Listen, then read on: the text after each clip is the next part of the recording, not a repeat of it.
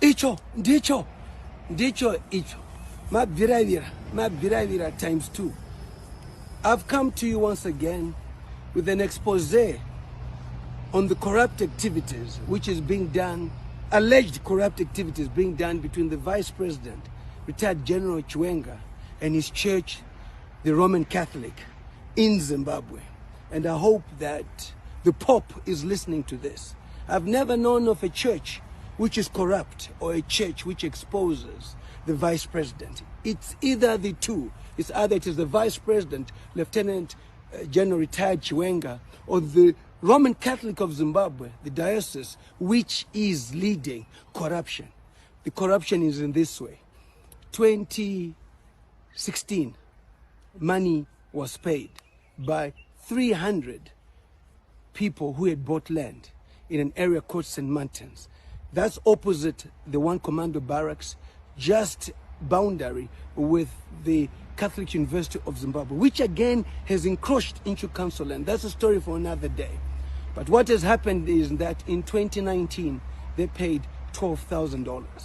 They paid another $5,000, okay, to add to the 12,000, which means they became the owners of that land.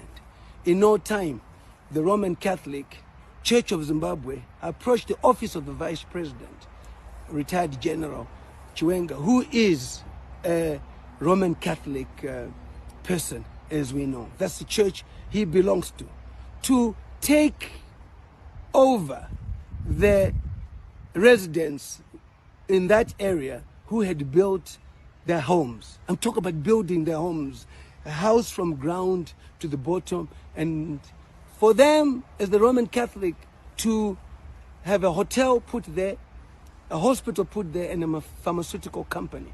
This is land which has already been occupied by 300 residents who have paid 1.6. Okay, and how then do you expect them to move away from the land which they built their houses? The Roman Catholic is a church of the people, is a church of God. How can you be so cruel and evil, if that's the case, to occupy land which people have built their houses on, using the office of the Vice President, Lieutenant General, retired General Chiwenga? I say this because it's time that we expose all this rot. A lot has happened.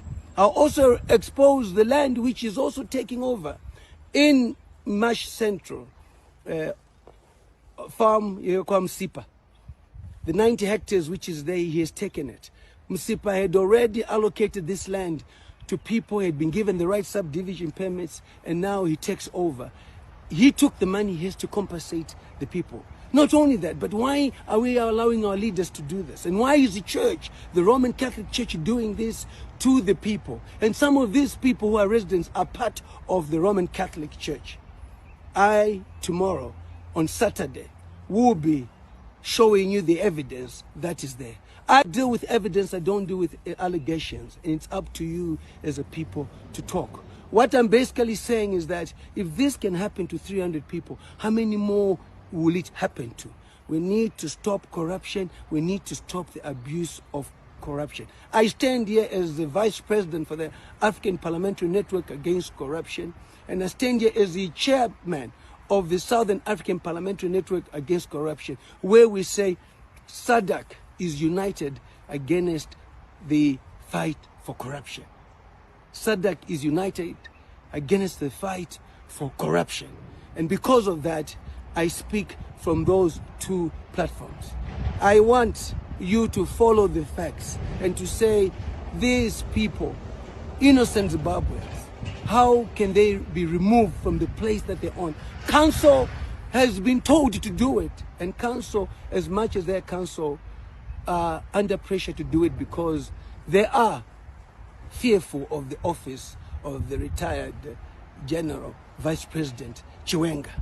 Should we live in a world and a country where we fear our leaders instead of us approaching our leaders to be able to assist us?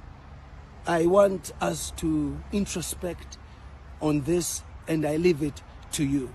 And this way, Makua, I'm not against the general, I'm against corruption. Icho ndicho, icho.